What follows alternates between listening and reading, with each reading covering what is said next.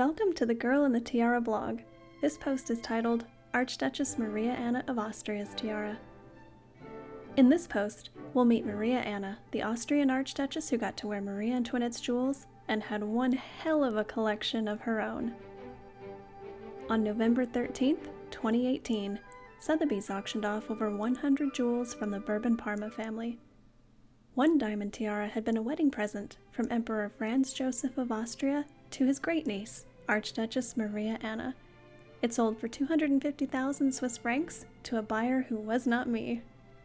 But the star of the show that night was Marie Antoinette's pearl and diamond pendant, which sold for a mind-boggling 36,427,000 Swiss francs.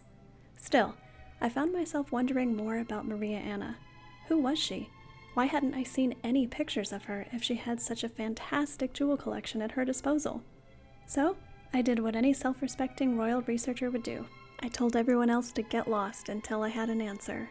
Maria Anna's tiara was created by Chotek, the Austrian court jeweler, around 1900.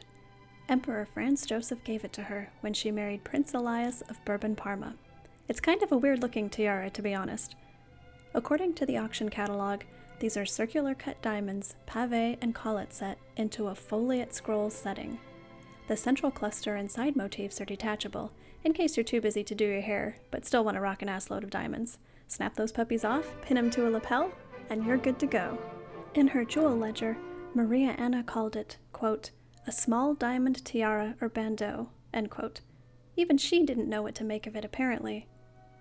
This tiara appears in an extremely rare book of Chotek jewelry designs. This design is dated 1901, with a note that it was made for Franz Josef. But Maria Anna and Elias didn't get engaged until 1902, so we know this tiara definitely wasn't designed for Maria Anna. We don't know if it was made as soon as it was designed, or if the drawing sat around until Franz Josef, or, let's be real, someone on his staff picked it out for Maria Anna. If you want a copy of that Chotek book, be prepared to cash in some stock options. They only printed 150 copies. At the time I wrote this, the one on eBay will set you back $4,800 plus $20 for shipping. Side note, you can't get free shipping on a book that costs almost $5,000? Seriously? But before you sell a vital organ, there are also copies in the Getty Research Institute, the Library of Congress, and, of all places, the Cleveland Public Library.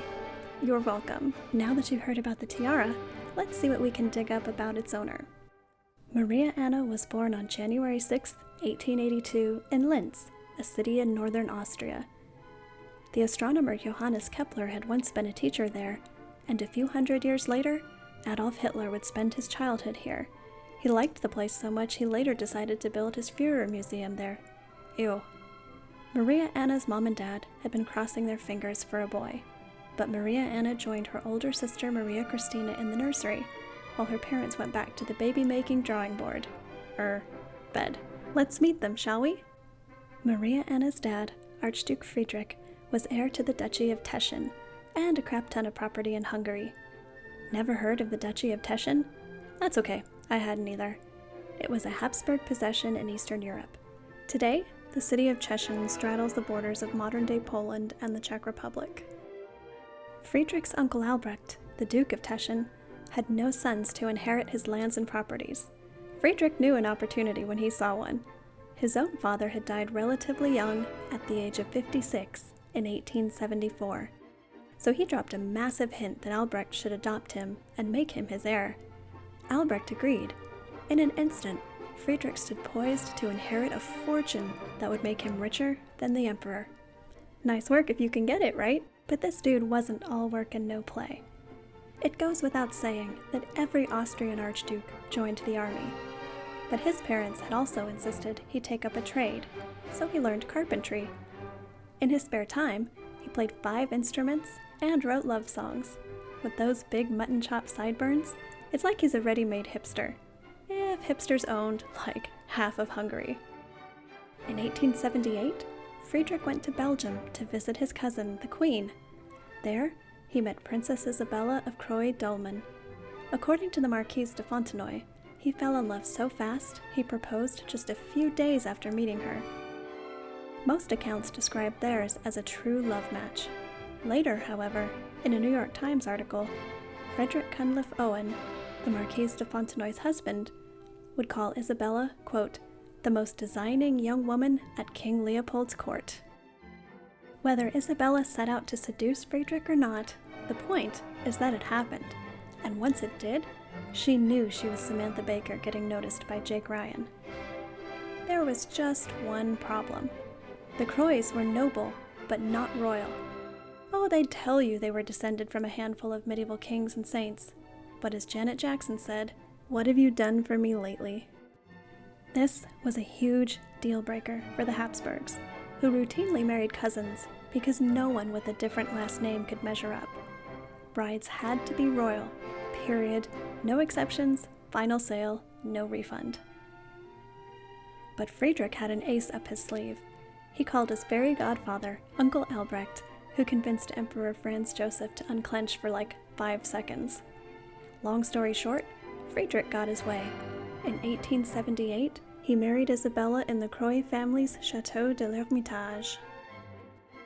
This marriage did not go over well with the rest of the Austrian royal family. They hated the fact that Isabella, a freaking nobody, was now one of the highest-ranking women in the empire. So they talked smack and dissed her in public every chance they got. It was a humiliation Isabella absorbed to the very marrow of her bones. Before long, she channeled Dee Snider and decided she wasn't gonna take it anymore. When Friedrich's military command took him to Pressburg, now Bratislava, Isabella flipped Vienna the bird. The couple rented Grzelkovich Palace and never looked back. Pressburg would remain their primary residence until 1905. Today, that palace is where the president of Slovakia throws all his shindigs. While in Pressburg, Friedrich rose through the military ranks, and Isabella rose through society's ranks. She hosted visiting dignitaries, local nobility, and royals, including Friedrich's sister, Maria Cristina, the Queen of Spain. She also started popping out babies. The first, Maria Cristina, arrived a year after the wedding in 1879. When Maria Anna arrived in 1882, Friedrich and Isabella were probably a little disappointed, but a second daughter wasn't the end of the world. What probably did feel like the end of the world was the third, fourth, fifth, sixth, seventh, and eighth daughters that arrived next. Isabella must have been losing her ever-loving mind. But she and Friedrich kept calm and got their groove on, and at age 41, she finally produced their longed-for son and heir, Albrecht, long after everyone else had given up. He joined Maria Cristina, Maria Anna, Maria Henrietta, Natalie, Gabriella, Isabella, and Maria Alice. Another sister, Stephanie, had died at age 4 in 1890. 1 year later, Natalie would die at age 14, leaving Albrecht with 6 living sisters. Growing up, the girls probably didn't see their father very often. Friedrich spent lots of time with the army instead of with his family. Sources hint this was often by choice, since Isabella wasn't the easiest person to get along with. One lady-in-waiting later described her as, quote, self-righteous and, quote, not easy to serve. I don't know if the kids noticed how hard their mom was on everyone, or if they wondered why their dad was gone so often. If they did, they seemed to have taken it in stride.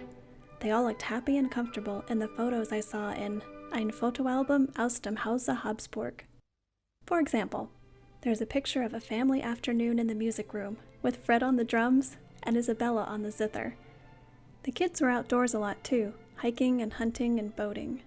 Of course, growing up royal didn't mean you were completely sheltered from the outside world.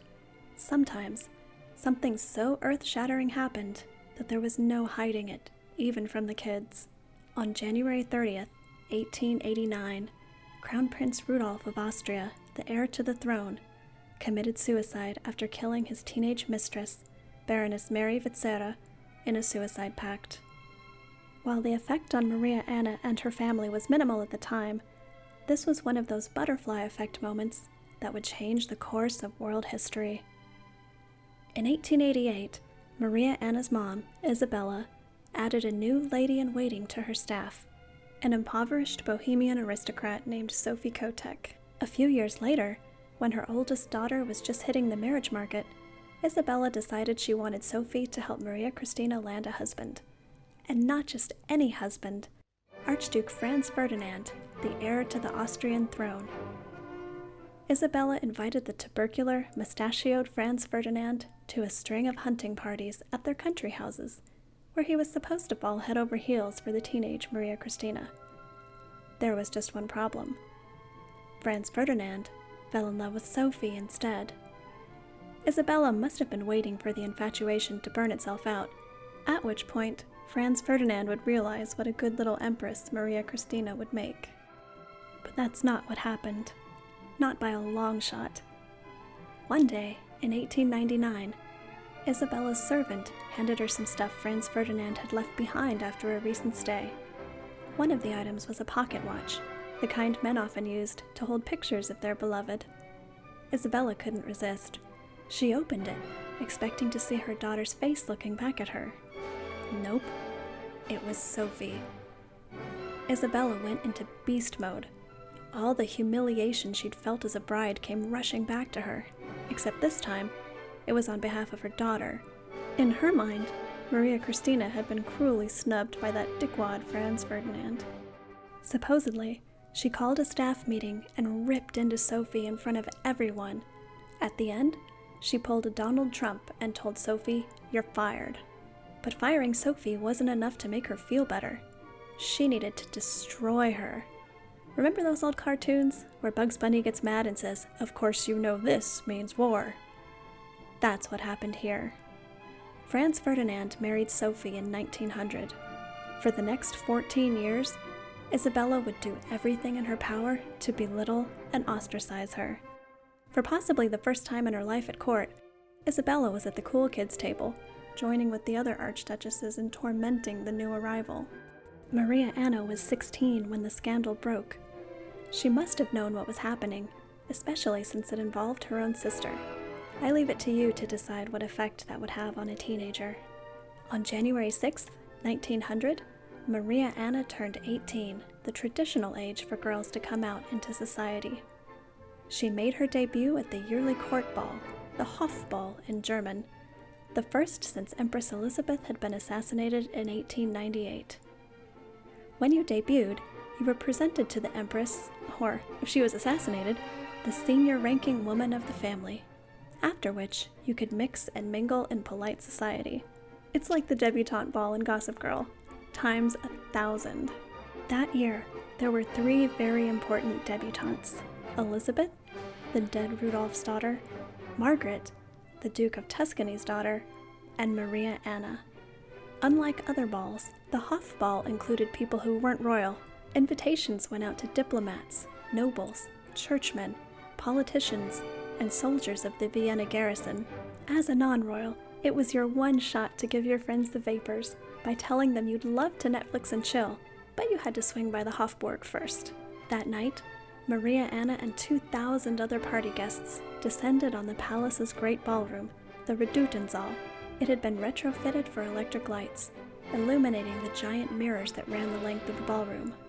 Today, this room holds 750 people, so I'm guessing that with 2,000, you were basically in a fancy mosh pit sans deodorant.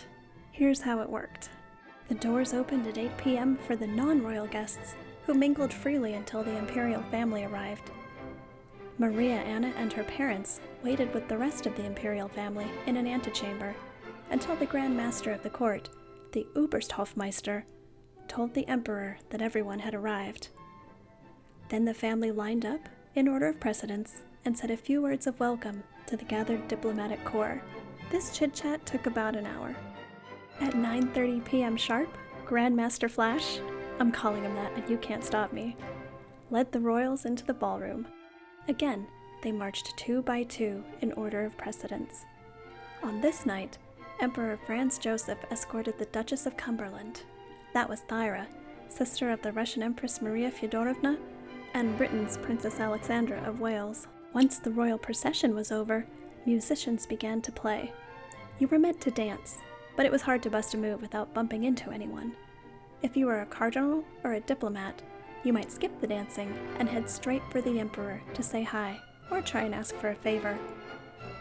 All the young ladies coming out were presented to the senior-ranking Archduchess Maria Josepha, who sat on a red satin sofa surrounded by palm trees. Some of those lucky ladies scored an invite to take tea with Maria Josepha, while the others were free to dance or nosh at the buffet. Oh yes, there was a buffet set up for your snacking pleasure from 10 p.m. to midnight. If you weren't hungry and could find the space, you kept on dancing. Archduchess Elizabeth danced for 3 hours that night. But, as the poet said, nothing gold can stay. At midnight, most of the Imperial family left, which was the signal for everyone else to start wrapping things up. By 1 a.m., the party was over and your carriage turned into a pumpkin again. Everything from the dancing, to the food, to the conversation was beautiful and delicate and gentle, choreographed within an inch of its life. Such was the glory, and the paralysis, of Imperial Vienna. For Maria Anna and the other debutantes, the Hofball presented a bit of a problem. It's hard to move, let alone flirt, when you're surrounded by 2,000 other people. That's why there was a second shindig at the Hofburg in February, called the Ball at Court, not to be confused with the Court Ball. This time, the guest list was limited to royalty and nobility. Just you and 700 of your closest friends, dancing in the Knights Hall, or Rittersaal in German, with a sit-down dinner instead of a buffet. Maria Anna was there, as were most if not all of the single archduchesses over age 18. Why? Because there was a very special guest, one reportedly looking for a wife, Prince Max of Baden. Dude was bay all day, handsome, smart, and connected, thanks to his Russian grandmother, the daughter of a Tsar. But Maria Anna's dance card didn't include Max, it seems. She waltzed with Count Hans Larisch and Count Alphonse Bourg, danced a bolsa with Count Moritz Rummersfürsch, and danced the quadrille with Prince August Lobkowitz. She was also seen chatting with Prince Alois Liechtenstein. $5, as Isabella was watching her daughter's every move, waiting for one of these guys to hold her hand just a little too long, a sign, any sign, that Maria Anna already had landed a potential suitor. It didn't happen, but there were plenty more parties, balls, soirees, and special dinners for the Imperial family on the schedule. Maria Anna attended them for 2.5 years before we even get a hint of a relationship developing.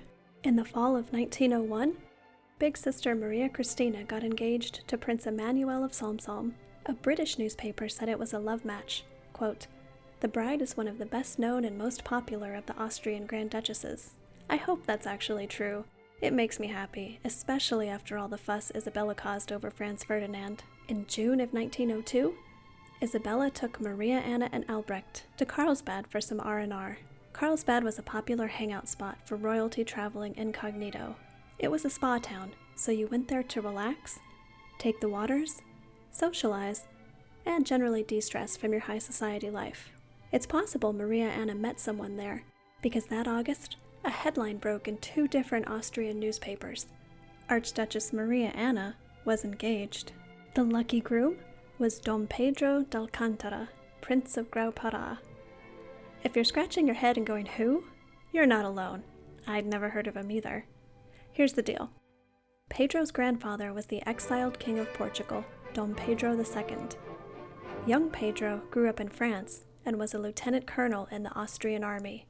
Interestingly, it seems he had a condition much like Germany's Kaiser Wilhelm II. His left shoulder muscles had been damaged during birth, and despite lots of medical treatments, his left hand and arm were much weaker than his right. But you don't need to remember any of that, because there was no wedding. Maybe this was fake news, made up by a reporter on Deadline. It's also possible there was an engagement that fell apart. All I can offer is one small clue. Pedro had already met the woman he would later marry, a Bohemian countess named Elizabeth Dobrensky de Dobrenich.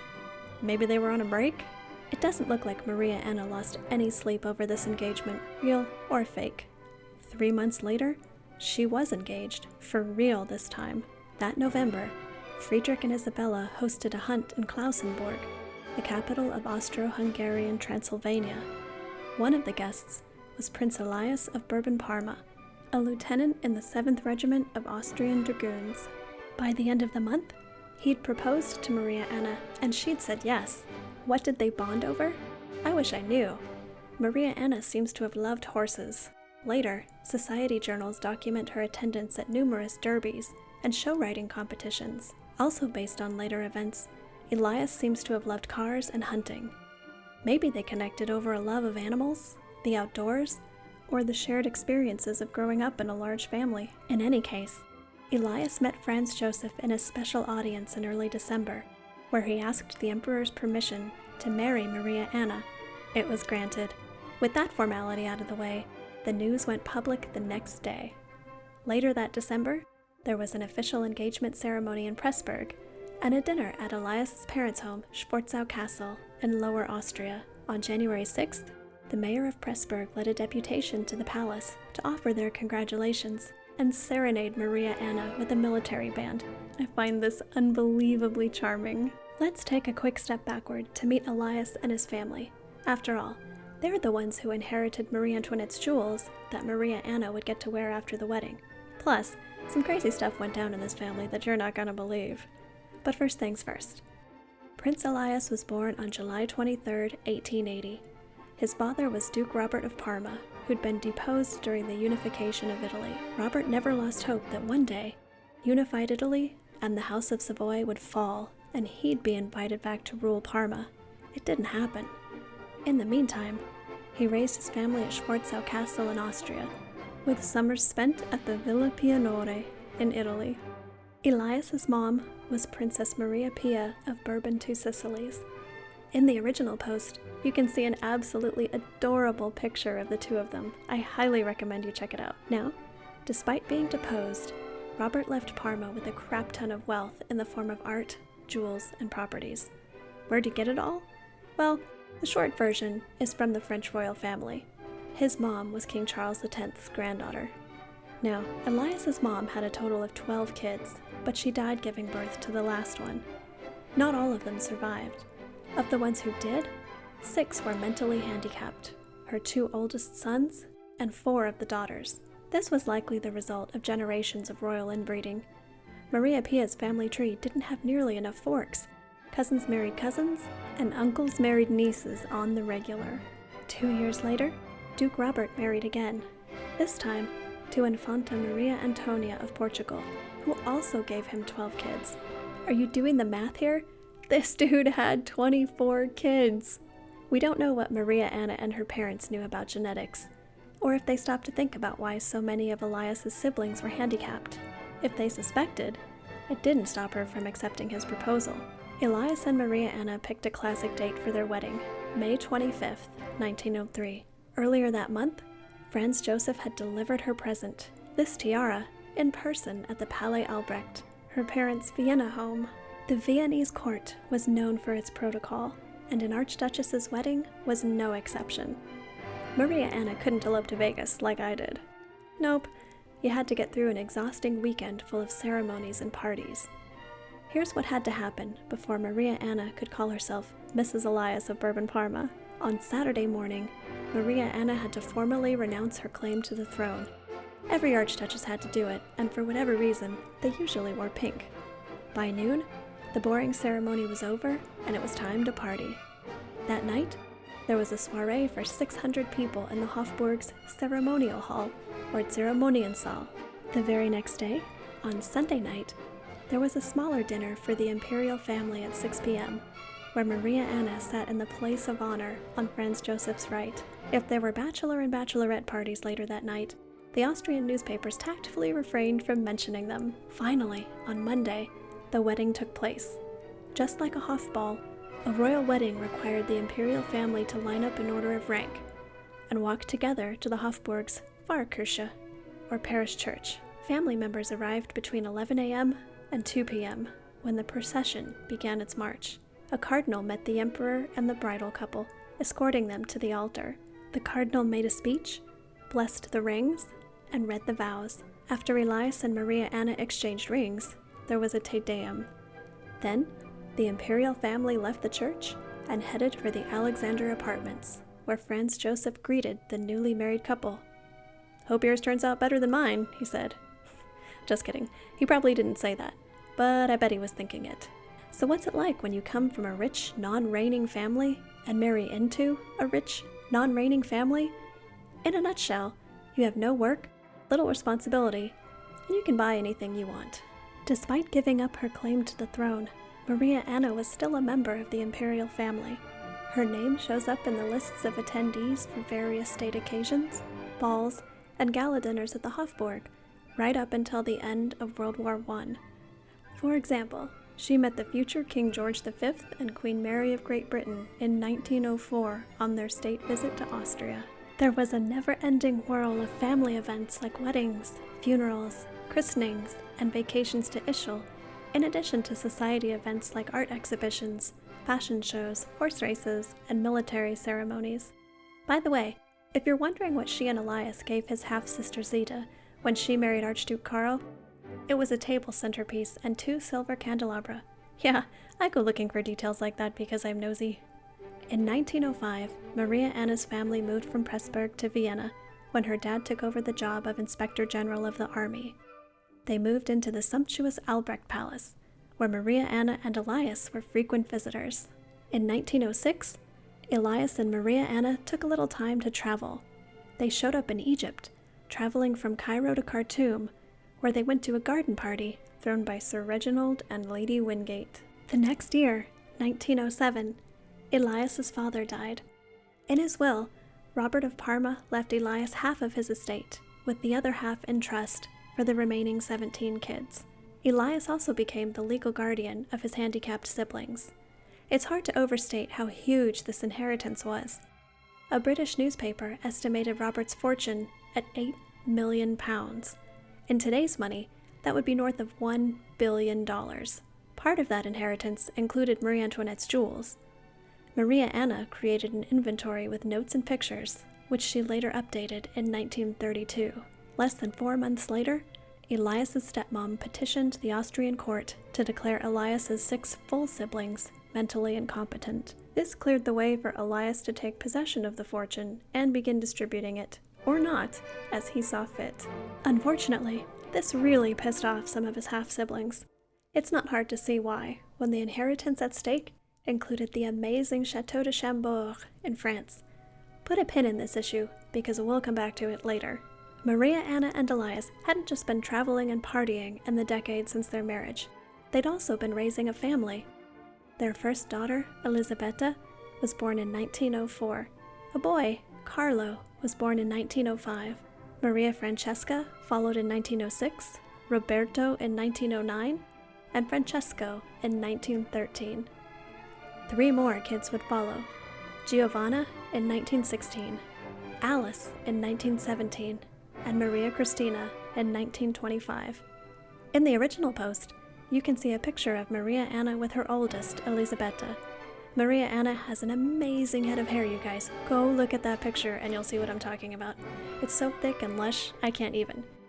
However, in 1912, Maria Anna's firstborn son, 7-year-old Carlo, died of meningitis. It was the beginning of a run of crap luck for this family, and the entire freaking world. There were signs that all was not well. Signs the whole world should have seen, like the dick-swinging dreadnoughts Germany and Britain launched with frat boy swagger.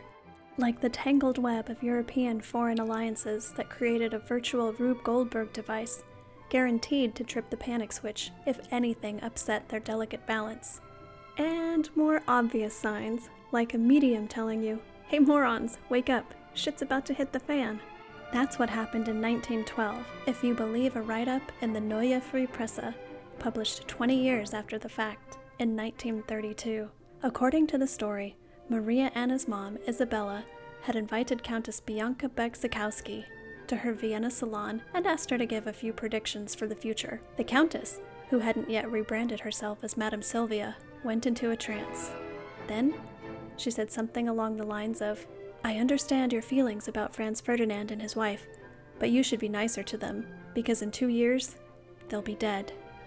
Someone asked how they would die. The Countess replied, "By the same bullet." She prophesied that a huge red patch would spread over Europe as a result of the event, but that it wouldn't be the end of the world. that wouldn't happen until later, she said, in another disastrous global war. Despite the dark clouds gathering, Maria Anna and her family were very busy during the spring and summer of 1914. In April, Maria Anna and Elias took their last trip to the Château de Chambord. At a party where they entertained friends and local nobility, neither the hosts nor the guests suspected they would soon be enemies. By early June, they were back in Vienna. Maria Anna attended the annual derby and show jumping competition, sitting in the Imperial box along with her mom, dad, 2 sisters, and Franz, Ferdinand, and Sophie. No one knew it was probably the last time they'd all be seen together. On June 28th, Franz, Ferdinand, and Sophie were assassinated in Sarajevo, sparking the ultimatum that led to declarations of war between Austria-Hungary, Serbia, Germany, Great Britain, France, and Russia. The assassination changed everything. Elias's half-sister Zita would now be the next Empress of Austria. Her husband, Archduke Karl, replaced Franz Ferdinand as heir to the throne. You'd think this would mean smooth sailing for Maria Anna and her family, right? Nope, not so much. Isabella and Friedrich didn't get along with Karl and Zita any better than they had with Franz Ferdinand and Sophie. Plus, Zita's full brothers were still pissed at Elias for bogarting the Parma inheritance. The stage was set for war, and a family drama of continental proportions. When war was declared, Emperor Franz Josef was too old to lead the army himself, so he put Maria Anna's dad, Friedrich, in nominal charge as commander-in-chief in the east. But Friedrich wasn't the right guy for the job. According to the army's head press honcho, Edmund Gleise-Horstenau, Friedrich took orders by phone from Isabella on everything, including which uniform to wear. Some even called Isabella, quote, the real field marshal. It wasn't just the officers who mocked him. Friedrich's soldiers nicknamed him Archduke Bumpsty, which roughly translates to Archduke Kaboom. That's what he said when they showed him the film of a 30.5 centimeter mortar exploding. Kaboom. Not, hey, this is a pretty cool weapon, let's think about how to use this, or, Mother of God, we're gonna blow ourselves to bits and lose all essence of humanity. Nope. All he said was, kaboom. The war went badly for Austria from the get-go. No one had expected the Russians to pose a real threat, but that's exactly what happened. After heavy early losses, Friedrich and General Conrad withdrew their headquarters behind the front to Friedrich's palace in Teschen. There it stayed until 1916. On the home front, not much changed for our royal women. There were still society events to attend, although these took on a decidedly patriotic flavor. In early 1915, Maria Anna went to a lecture on the wife as nurse.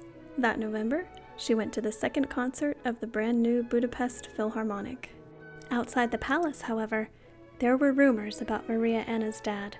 Despite inflation that ran to 100% by 1915 and another 50% by 1916, Archduke Friedrich was making more money than he had before the war, thanks to his contracts for food, supplies, and ammo. Later, Frederick Cunliffe Owen would describe him as, quote, one of the most successful and greedy profiteers of the Great War. Ouch. We don't know what Maria Anna felt about her father's role in the war, or his image as a profiteer.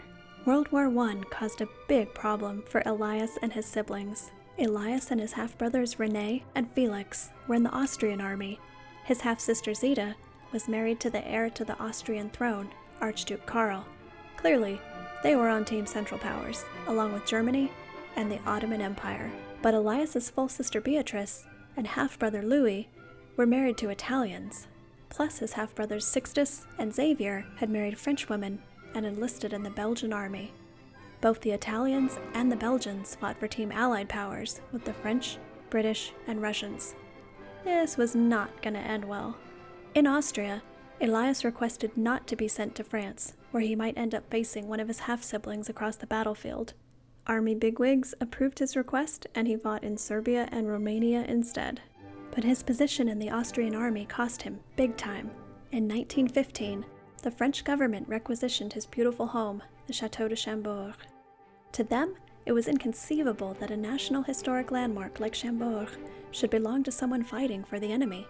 So they made like the otter in that meme. I need this, they said, and took it. On June 4th, 1916, 2 years into the war, Maria Anna's father Friedrich celebrated his birthday with a gala dinner at army headquarters. Isabella had come for the occasion too. That's when General Conrad got the terrible news. The Russian soldiers of the Brusilov offensive had overrun the Austrian Fourth Army. "Minor setback," he said. "Party on, Wayne." But it wasn't a minor setback. It was the death knell of the Imperial Austrian army. As Austrian losses mounted, Germany began to pay closer attention to its bumbling ally. Conrad chafed under German oversight.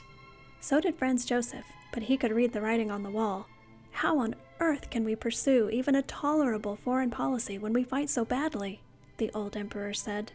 Then, that November, Emperor Franz Josef died at the age of 86. Maria Anna's cousin Karl was the new emperor. This spelled trouble because Karl was no fan of Friedrich or Isabella. He called Isabella the Beast. One of the first things he did was demote Friedrich and move army headquarters out of Teschen. I bet that made the next family gathering, Karl and Sita's coronation, a teensy bit awkward. But it didn't matter how good Karl's intentions were. Nothing he could do could save the empire. When the Entente powers finally defeated Austria-Hungary and Germany, revolutions toppled both monarchies. Friedrich and Isabella were stripped of their titles and lost their Austrian properties. Gone was the beautiful Palais Albrecht, with the attached Albertina Museum and its priceless art collection. All in all, Friedrich's sequestered property was estimated to be worth $200 to $400 million. Friedrich and Isabella hightailed it to Lucerne, Switzerland. My guess is they wanted to put some distance between themselves and the new Austrian government. You know, in case things went sideways like they had in Russia, where the Bolsheviks were killing Romanovs right and left. You know who joined them there? Maria Anna's oldest sister, Maria Christina. Her husband, the Prince of Salm-Salm, had been killed at the Battle of Pinsk in 1916. A few years later, in 1921, Friedrich and Isabella felt it was safe to go back to Hungary. They resettled at Felteroni Castle, with their two daughters still living at home, Gabriella and Maria Alice. Because Maria Anna was married and no longer considered a Habsburg, she didn't have to give up her personal possessions in Austria. Elias had fought honorably in the Austrian army, earning a promotion to colonel, along with 4 decorations, so he was safe too. Aside from short stays in Paris, they remained residents of Austria after the war. When we last left the beautiful Château de Chambord, it had been seized by the French government. Elias protested, as did his half-brothers Sixtus and Xavier. Their tug-of-war started a years-long legal battle in France. In 1920, Elias hit upon a solution, or thought he did. He called up King Alfonso XIII of Spain and said he needed to prove he wasn't Austrian. "I got this," said Alfonso, who granted him Spanish nationality on April 18, 1920. "Ha!" Elias said to the French government. "I told you I wasn't Austrian." But the French legal courts were like, "Dude, you can't use your friends as job references. Thank you, next." So the case dragged on. Finally, the Orléans Court of Appeals put an end to the siblings' bickering. They ruled that Elias had been the rightful owner, which also meant the government's seizure had been valid and lawful. As the rightful owner, he now had a decision to make. Take back the chateau, or leave it with the French government and ask for compensation. Elias asked for the money. The French government wanted the chateau so badly, they agreed to pay him 11 million francs. As a result, since April 13, 1930, the chateau has belonged to the country of France. There aren't a lot of headlines about Elias and Maria Anna post-war. Apparently, people had bigger concerns than writing about former archduchesses. As a family, they stuck close to Vienna. That's where Maria Anna had her last baby, Maria Christina, at the age of 43 in 1925. I did find a few interesting stories, however. One story involves someone called the Gentleman Burglar. On January 16, 1922, police arrested a burglar in Paris. That burglar, Serge de Lenz, claimed to steal only from the rich. He operated by a strict set of rules. Always work alone, dress the part, don't call attention to yourself, and only steal during lunch hour when no one's paying attention to you. His system worked, until, that is, he failed to recall the timeless advice of the real Grandmaster Flash, not the Austrian Master of Ceremonies. White lines, don't do it. According to the French newspaper Le Gaulois, de Lenz became a coke addict, and it made him sloppy. He got caught on the way out of a robbery When a bystander asked him an innocent question, he looked so freaked out that she called the police. Later, in court, he told the judge an interesting story. One time, at band camp, he said, "I went to Prince Elias of Bourbon-Parma's apartment on the Avenue Bois de Boulogne. I only took one tiny thing to remind me of my visit. A small silver plate with an image of Emperor Franz Josef on it. I could have taken more, but I don't roll like that." He was sentenced to 10 years in prison. During the post-war years, it looks like Maria Anna and Elias were able to give their kids the same sort of life Maria Anna had while growing up. Lots of time outdoors, and lots of travel and excursions. They divided their time between Schloss Sforzau and a hunting estate called Glashütte, with occasional visits to Paris and Maria Anna's family hunting estate at Beja in Hungary. Their daughter Alice's fondest memories included her time with Elias hunting at Glashütte during their long summers there. She was quite the little hunter, bringing home her first trophy deer in 1929 at age 12. In the 1920s, Maria Anna still made the Austrian society pages, but now she wasn't attending events with her mom and sisters. She was there with her daughters. The events were also more low-key. There would be no Hofball for the next generation. Maria Anna and Elias attended parties at the home of the French ambassador, Count Clausel, a soiree in honor of Prince Gustav Adolf of Sweden, for example, and a dinner dance in honor of the Association of Recognized Automobile Clubs. Inevitably, as her kids grew up, Maria Anna's parents aged and eventually passed away. Isabella died of pneumonia in Budapest in 1931. She died shattered after her only son, Albrecht, made a morganatic marriage and destroyed her hopes of a Habsburg restoration in Hungary. All the kids obeyed her summons to come see her one last time, even the disgraced Albrecht. Maria Anna's dad, Friedrich, outlived his wife. He died in Magyarovar, Hungary on December 30th, 1936, of a heart attack following a severe flu. But Friedrich was still alive when his granddaughter Alice had married earlier that year. She'd grown into an expert hunter and horsewoman, never happier than when she was out with her horses and dogs. On April 16th, at age 18, she married Infante Alfonso, the nephew of the deposed King Alfonso XIII of Spain. The wedding took place in Vienna at the Church of the Minorites. Because of Spanish royal etiquette, Alice couldn't wear any jewels during the ceremony. She wore a simple long veil crowned with orange blossoms. The couple settled in France, but later moved to Switzerland, and then to Spain in 1941. Alice was Maria Anna's only child to marry and have kids of her own. If you find that odd, you're not alone. I can't help but wonder if they saw what had happened to many of Elias's half-siblings and thought, nope, gene pool needs to be drained. Imagine meeting someone, falling in love, and not being able to marry them because you've personally sworn not to reproduce. This being before the era of readily available birth control. Of course, there's another perspective I have to mention.